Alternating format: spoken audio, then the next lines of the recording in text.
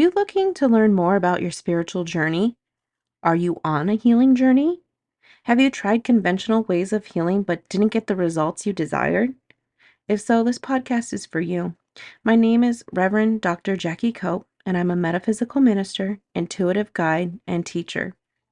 Here at Raven Rabbit, we believe that your ancestors, spiritual guides, and divine self are ready and eager to help you heal and prosper. We approach life, healing, and happiness through a holistic, indigenous spiritual lens to create the lives we want. Join me to radically change your life today.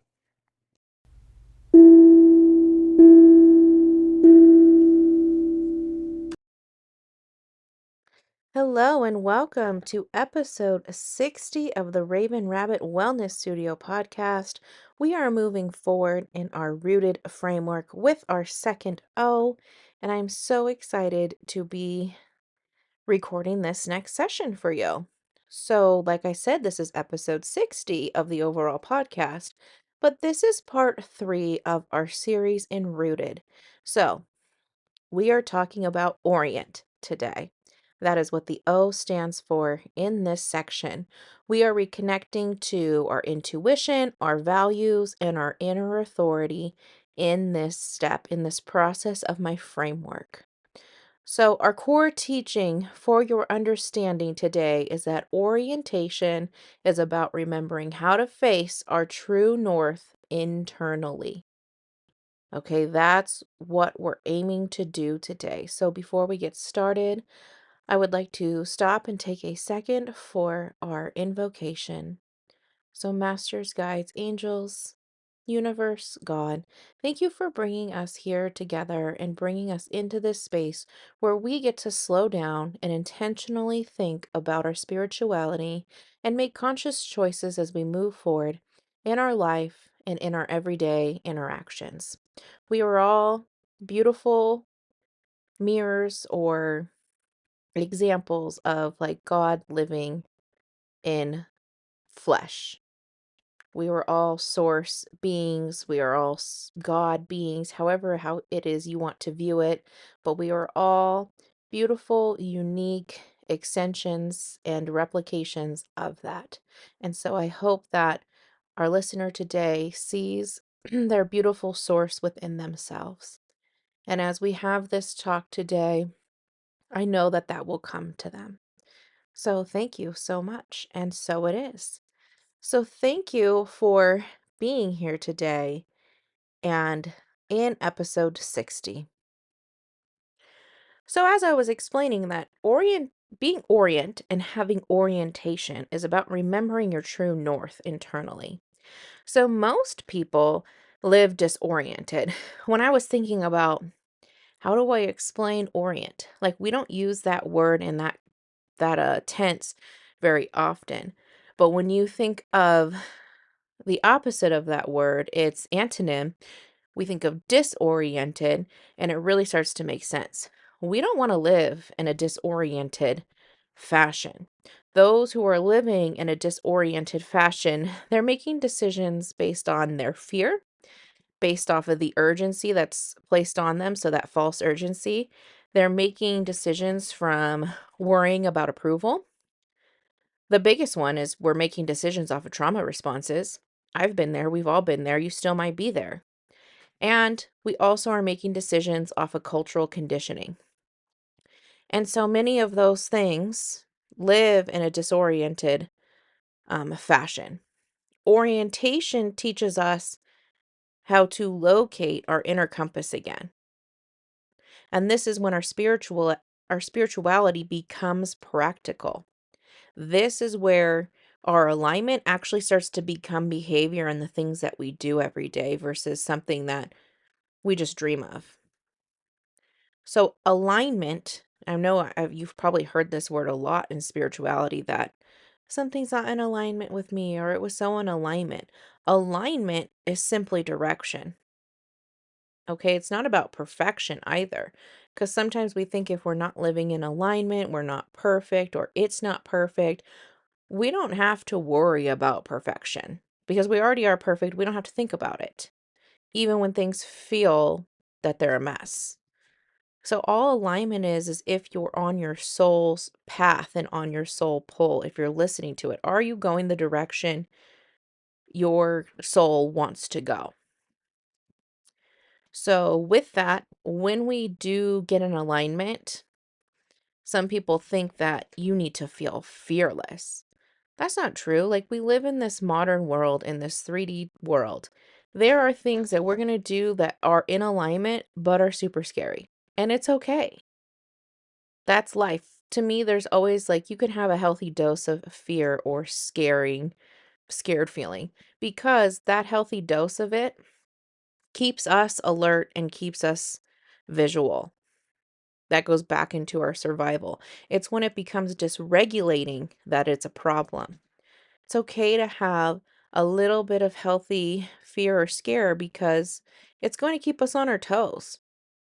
And that is going to be like making us think instead of us being complacent. If we didn't have a little fear, we would just do whatever and it could be in alignment, it could not, and that would not be good.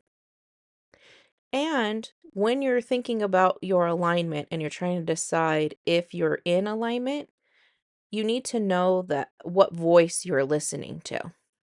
If you're listening to any type of voice based in fear or another feeling, or if you're actually listening to your intuition, which we're going to get into.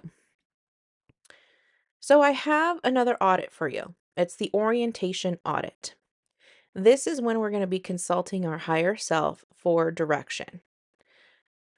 Like all of our Raven Rabbit audits that I've been teaching you about, this one is done from your high heart space, like your true inner self. Okay, and the high heart space is I listen to the psychic and she's one of my favorites of where she explains where it's at is we have our heart right in our chest. Your high heart is just a little bit above that, really connected to your higher self. And our higher self does live out and above us, but your high heart is in real deep connection with your higher self. And that high heart space, if we listen to it, we tap into it, can communicate with our heart space so that we can really listen to our intuition. And this is where we do audits from. So let's see here. I want you, before we like dive into all of the information I have to give you and then the tools at the end, let's just do a little audit for yourself to see where you're at right now. So step one, we're going to turn inward, become still, bring attention above the heart to your high heart. Let's take a deep breath there. Inhale through the nose, exhale out of the mouth, and soften your mind and give yourself a little intention here. I am willing to hear what is true for me. Now, step two, we're going to ask the compass question. From the high self, we're asking, what is aligned for me right now? So, in this moment of being listening to this podcast, what is aligned for me right? Do not think about what is convenient. Don't think about what others expect. Listen to yourself. For me today, in this moment, it's rest and creativity. That's like what I need right now. Your answer might come as a quiet knowing, a body softening, a sense of expansion, some type of clear no, a subtle pull. Answers can come to you in so many different ways. Alignment often feels calm and rarely feels loud. Now, step three, we're going to identify interference. Ask, what voice is competing with this alignment? And this is where our discernment starts to strengthen. So, what voice is competing with what you need right now? So, for me today, I need rest and just to creatively express myself. What voice might be trying to intervene with that? For me, it could be like, well, I have all these things to do. I can't rest. You might be doing from a scarcity mindset. You might have some kind of trauma response that, oh, it's not safe to rest. I have to be working on something. You might want your ego to be validated in whatever you're going through. You might have some old identity attachment. So name that competing voice and prevent it from driving. Step 4, we're going to clarify your values. And we are going to do this deeply, okay?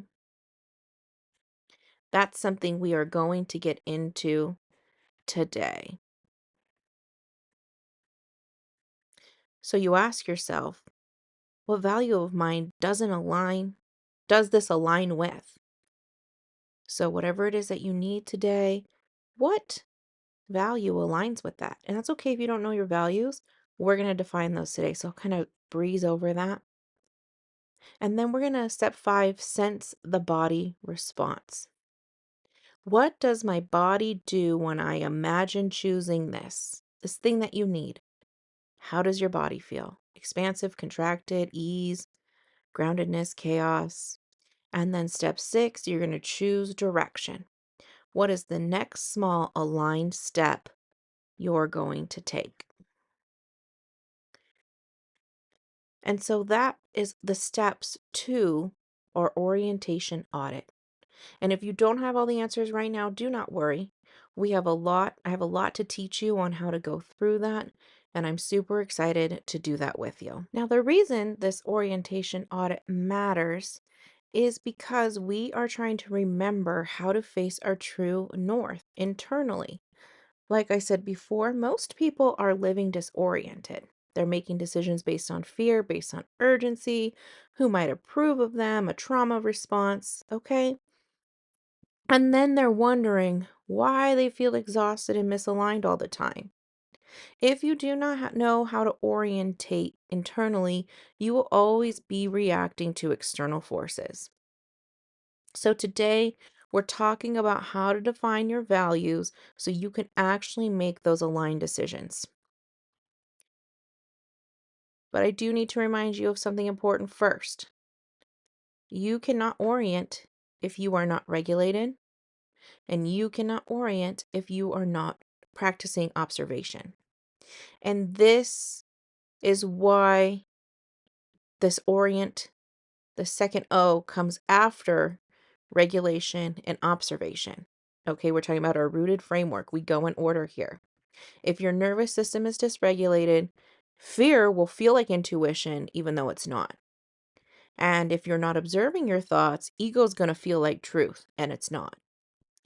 Orientation without regulation becomes you doing impulsive acts. Orientation without observation becomes just this fantasy dream life. My kitty is meowing, so he agrees with me. So, if you have not listened to the first few episodes, I encourage you to go back and listen starting on episode 58 and 59. Listen to R and the first O, because that is going to build your foundation that you need here for orientation. So, what is orientation? I know I took you through this little thing first of like, let's see where you're at now. So, just maybe you have that in your head, maybe you didn't have an answer. It doesn't matter. It's okay. I'm going to tell you right now, orientation is not about vibes. Okay, we hear this all the time. Oh, I want to go to a place with a chill vibe. I just want to vibe and chill out. Like, that's not what orientation is. Okay. Orientation is also not manifestation language because there's a lot of spiritualists out here who are teaching about manifestation. And orientation is not that either. It's not just follow your heart and then you have no discernment. Orientation is about remembering how to face your true north internally and know how to get on your soul's path. It's knowing which voice you're listening to. Okay, because like I told you before, alignment is direction.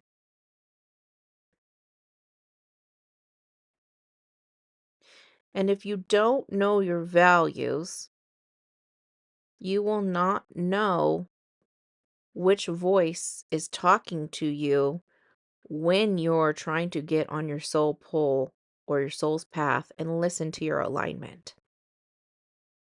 So I'm going to talk to you about how I orient myself. And I'm going to make this extremely practical. I have 4 core values. You could have 3, you could have 4, you could have 5. Right now I'm at 4.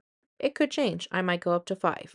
But right now those 4 core values are family, peace, myself, and learning. Those are my 4. Every major decision I make goes through those 4 core values. Not through my money first, not through my ego, not through the opportunity that's presenting itself, through my values I have told you. When something new comes into my life, like an opportunity or something to apply for, or something's just presenting itself, I ask, does this align with family for me? Does this protect or support peace for my family and myself? Does this honor myself? And does this expand learning for me or my family? If the answer is no to all 4 of those things, it's not aligned. It's not on my soul pull journey. It's not what I should be doing. Even if it looks super impressive, if it pays well, even if it makes other people super proud of me, if it violates peace, it's not aligned. If it disconnects me from my family, it's not aligned. If it requires me to do some type of self-abandonment in the process, it's not aligned. Or if it keeps me stagnant because I believe in learning, it's not aligned. And this is what value mapping is. And that gets into that step 5-ish area I was telling you about when we do an orientation audit. So, a value map is a tool that has saved me from so many misaligned yeses. Because here's what most people do. They decide first, like opportunity presents itself, and they're like, yes, I'm going to do that. And then later on, they're justifying it. I used to play this game all the time. I was like saying yes to things and then figuring out how to fit it in afterwards and justifying that it was a good choice. That, oh, it'll look good on my resume. My mom will be so proud of me. My family will be proud of me. I'll be able to impress future employers. Like, I just started justifying everything. Orientation flips that narrative because you're defining things first. You already know what your values are, and that's defined. And then from those values, then you decide what you want to do. So, why does value matter so much? If you do not consciously choose your values, culture will choose them for you. Our society's so ready to jump in and tell you how to be. The dark forces of the outside are so ready to jump in and tell you how to be. You're going to absorb things like productivity, appearance, achievement, being liked, being needed. All these things are going to come in and tell you what they should be without ever asking if those are truly yours, if that's what you really want. The dark force and society don't care. When we define our values become our anchors. They stabilize us when chaos is around.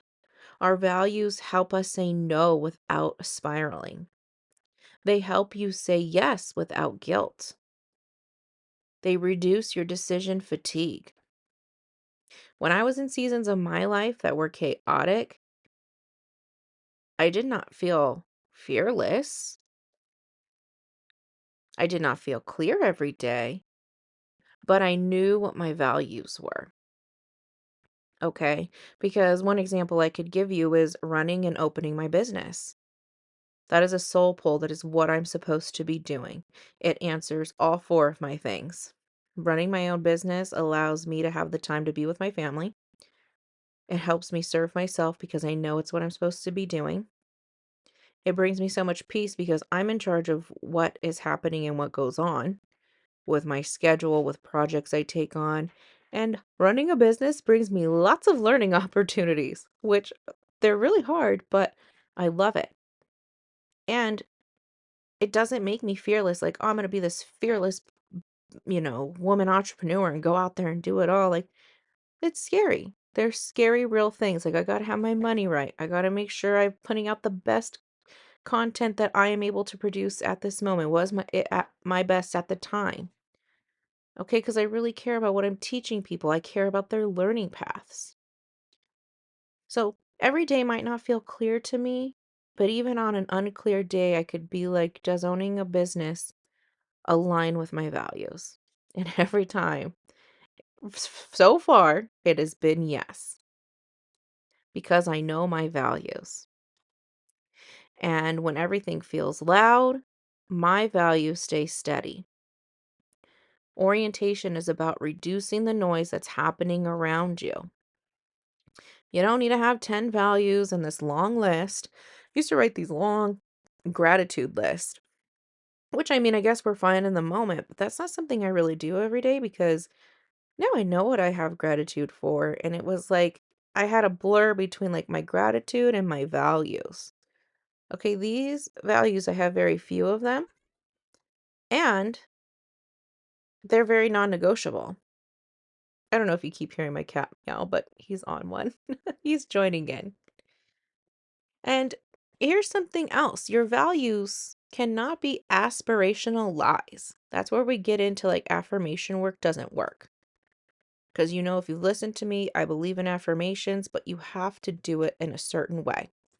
Okay, so your values are not going to be affirmations, it's going to be different. Your values have to be real. So, like I said, mine is just 4 words: family, peace, learning, myself. None of that's aspirational. That is reality. I have those things and I nurture those things, which gets into the next talk of tending to those things, okay, on T. We'll get to that. So your values have to be real. If you say you value peace, but you constantly choose chaos, that's not orientation. That's you having a fantasy.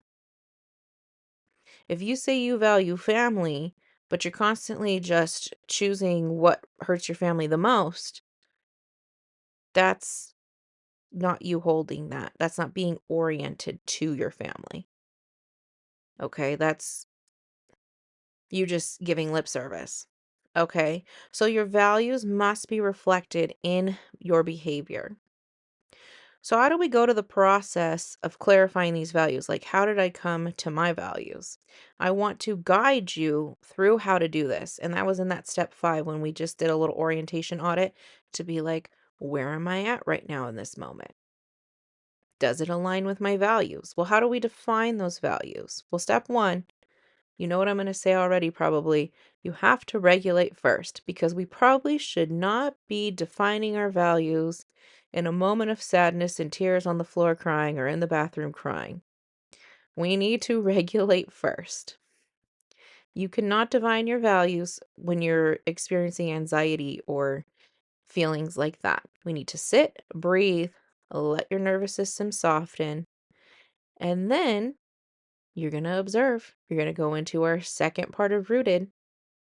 You're going to notice what truly matters to you. You can't make values if you've not taken the time to observe what's going on around you and what is happening. So we are going to define what truly matters to you and not worry about, ooh, that sounds impressive. I want to do that. I want you to think about what breaks your heart when it's violated. What feels sacred to you? What do you already defend naturally? And this is where you're going to find your values living. Okay. For me, I really focus on the what feels sacred to you. Family is sacred to me, my peace, and myself. And something I defend naturally is learning because I'm a true believer that you stop living when you stop learning. So, in order to live, you should always be learning. There's so many fun, interesting things to do on this planet. And for me, I'm just like, there's not enough time to learn and do all the things I want to do. So, like, I just naturally defend that. So, what's something you naturally defend? It's probably one of your values. And if you have a lot of things that feel sacred to you, We can start narrowing it down because I could give you a lot of things that feel sacred to me, but I'm just trying to define my core values, which are family, myself, and my peace. But there's lots of things that feel sacred to me. My culture, ceremony, bird songs, native language, um, schools, children. There's so many things that feel sacred to me. I could just go on, and I could do hour-long podcasts on probably everything that feels sacred to me. This morning, I was just working on a boarding school presentation because it just feels so important and sacred to me that everybody knows what happened during boarding school and how it's affecting our children now who are in school. Okay, but we have the things that feel sacred and we're passionate about. So now I'm asking you to narrow it down to your values. So when I think about my soul's path, what is my soul's journey? And for me, ever since I was a little girl, was always taking care of my family. I always wanted to have a family and have kids. Family is important. That's one from childhood. My other two are more current, where I've done, and if it interests you, like really diving deep into self love. And so that is more of a value that I've consciously chosen as I've gone through my spiritual path. Myself, I have to always treat myself as sacred. That was not something I was instilled with. That's something I'm learning and cultivating now. My peace goes along with that. But I know I have to have that or everything else falls apart. Okay? So I've narrowed it down to those. I know you might have huge passions. Write them all down. Then figure out what is top. Because if everything's a value, then nothing is. So pick 3 to 5. And then we test them. Okay, we ask, have my decisions reflected this? Well, I can tell you right now with learning with my 2 bachelors, my 2 masters, my doctorates, and another doctorate's under the way, my decisions have very much reflected my value for learning. No doubt about it. The fact that I work so hard to provide for my family. Maybe it's been in a dysregulated place before I did all of this, where I was kind of ripped away from my family because I was providing for my family, but my decision still reflected that I wanted to provide for my family. And same things with learning to love myself and valuing my peace. My decisions now have reflected this. And if not, because like I told you before, like with the self love in myself, I just discovered a place to grow. That's growth's edge. And that's great. So I always have room to grow currently now with myself and peace because that's something I'm learning. And then we value map. We take a real decision you're facing, we run it through our values. That's how we value map. So let's do an example. So, for example, a new job opportunity presents itself. So I'm going to go through my values to show you. So let's pretend I have a new job opportunity presenting itself. Does it support family? So I'm going to be thinking about how much time am I there? How much money maybe it will be involved to support my family? Would that be worth it? So does it support family? Because if it rips me away from my family 360 days out of the year and I have 5 days off, not in line. I don't want to do it. Does it protect peace? So is this job requiring me to commute 2 hours each way? Because that's not going to be peaceful for me. Because remember, this is all about yourself. You don't have to take my answers. Is it going to make me feel peace like when I'm there, or I'm going to feel stressed out and disoriented when I'm there? Because if it doesn't protect my peace, I don't want it. Does it honor myself? Is it a job that honors who I am and what I do and what my gifts are? Because there's probably a lot of jobs out there that are not for me. Same for you. We all have different, unique set of gifts. If I'm going in a place that doesn't value my gifts, I'm taking away from somebody who could value their gifts. So, does it honor myself and my gifts? And does it expand my learning? And it doesn't have to be crazy. It's not like, am I going to get a PhD from this? Am I going to get a certificate? Just, am I learning? Am I staying fresh? Am I going to enjoy the reading materials they hand to me when they're like, these are the things you're going to read about. These are the things you're going to present about. These are the projects you're going to work on. Am I going to enjoy that learning process? Okay. If it supports 3 answers, but it destroys maybe my peace, we have to sit there and start weighing that honestly. Okay, and that's when we have to really start getting into weighing our pros and cons. So, orientation is not to be dramatic, okay? It's to be directional. It's helping you decide, where do I go? What do I choose? And you're not asking for an entire 5-year plan. We're just looking at one thing at a time. What is my next aligned step? So you could be facing all kinds of things that you're going through. You're going to run it through your values. Job opportunity, an opportunity to present. That's what I do all of the time. I go to conferences and I ask myself, does this align with my values going to this conference and doing this work? Is it going to bring me in a return on my investment? Because that's going to bring me a lot of peace if I know that. You have to decide, do I want to go to this event? Do I want to attend this event or wedding? Do I want to continue to have a friendship with this person? Do I want to continue this schooling? Do I want to continue this certificate? Do I want to explore my spiritual gifts and try out a certificate? Would that be in alignment with what my values are? Should I plan more um, things and get-togethers with my parents or my family, extended family? Is that going to align with my values? So there's so many things we can run our it through the test. And we can ask ourselves what our next aligned step is. If you go through your values, it's going to help you to decide yes or no. So, we have to talk about the difference between intuition and fear now because we're going to talk about discernment. Because many people confuse them constantly. Intuition is calm, it's brief, it's clear, it doesn't argue, it does not shame. When I have my intuition come through, whether it's from my higher self or my guides giving me an intuitive hit and stuff, it's really calm, it's quick, it's peaceful. It's just like, "Oh, but I keep hearing this." And sometimes I know what guide it is. Like, Michael's telling me this, Gabriel's telling me this, my angel Sophia's telling me this. Well, my ancestors, my grandpa, he's telling me this. They're real quick and they're calm. They never make me feel disoriented, ever. However, on the other side, when you think it might be your intuition because it's fear, like, oh, my gut is telling me I can't do this, it's like urgent. Or it could be repetitive, like, oh, my gut just keeps telling me that I shouldn't do that, that that's too scary. I have to stay in my job and just do what I've always done. And fear also catastrophizes things. It'll be like, well, if I do that, I could get divorced, or I could die, or I could get really sick. Like, you start catastrophizing things to the max. And sometimes that fear also is really loud. It's the only thing you can hear. And we signed up for this experience before we came here as souls in our soul contract. We came here to have this really human experience and to feel what it was like. And so, of course, our fear and our egos and our free will is going to play a huge part and it's going to be loud. We have to slow down, get connected to our soul and our higher self, and really ask and be very conscious of what we're asking.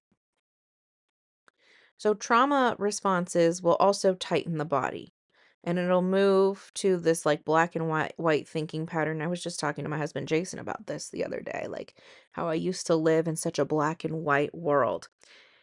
And slowly over the years, I've just learned like all the grays, 50 Shades of Grey book. I read that in my 20s, but like really everything is just a million shades of gray. There is no black and white. And trauma responses are going to want you black and white. That is wrong and this is right. I was right and they were wrong. Ego wants recognition and validation. I was right.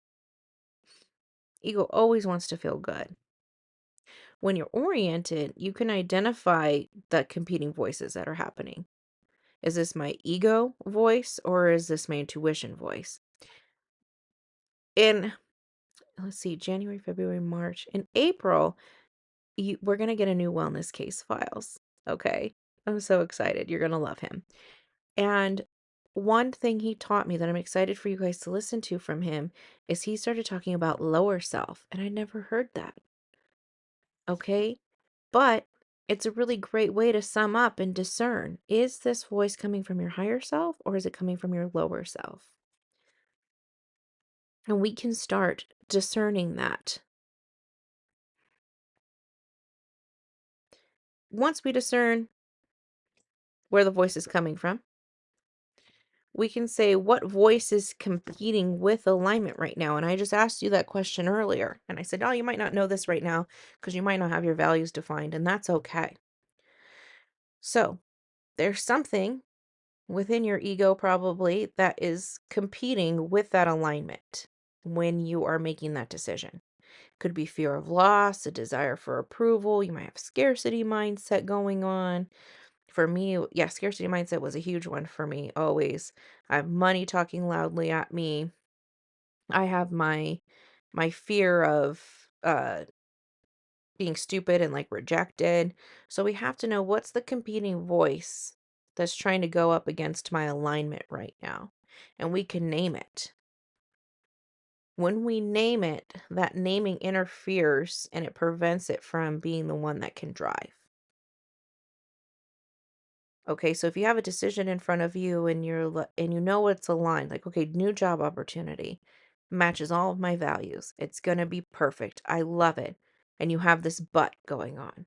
But I don't think I should do it. What's competing with your alignment? What's telling you that you shouldn't do it? Is it because of your fear of being accepted in a new place? Is it your fear of change? Do you have a scarcity mindset? Is there a money issue going on with this job? Try to find out what's causing interference. So, I want to give you something tangible today.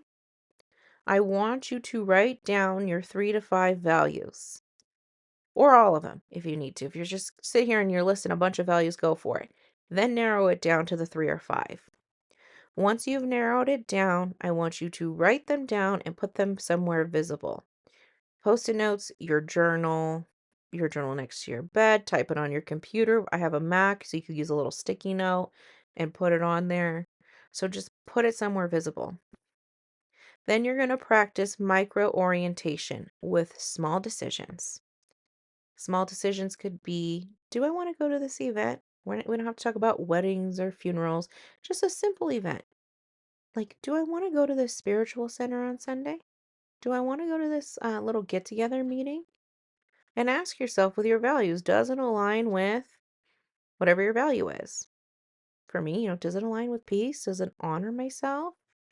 Do I feel expansion or contraction when I imagine choosing it? Your body rarely lies when you're regulated.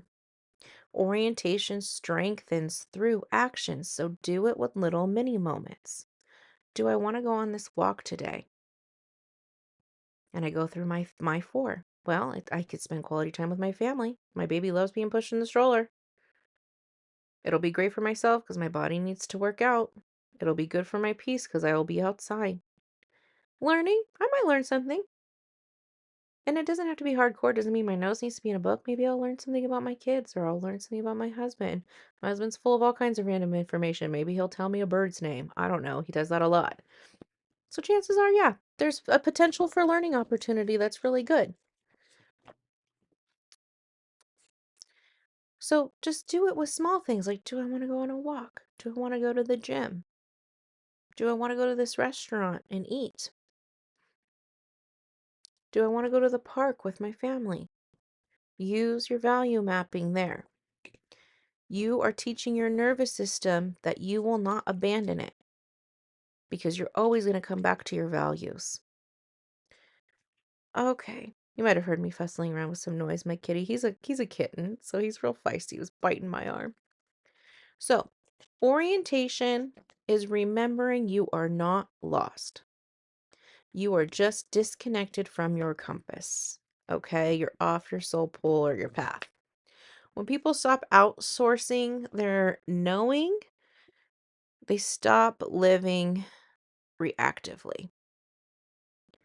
Because we can't outsource this stuff. We can't let society or culture or the dark side, dark force, decide who we are. When we let those things decide who we are, we just live in compliance. We have to start living responsively. So, this whole orientation stage is about building self trust. It's going to build your decision confidence. It's going to build your leadership. It's going to build your spiritual maturity. If you feel disoriented in your life, just start small. Like I gave you examples. Do I want to go on a walk? Do I want to go to the park? Do I want to go to the library? Define your values. Value map your next decision. Remember that you do not have to be perfection. You just need direction towards your soul pull on your soul's path. And that direction is going to come from within. I will expand more of this orientation tools inside of the course I am creating to go along with Rooted. But for now, let's just start here. Define what is sacred to you. That is your true north. Thank you so much for listening today. Our next episode will be getting into the T of our Rooted framework. I look so much forward to having that conversation with you and diving deep into it. Until then, I love you.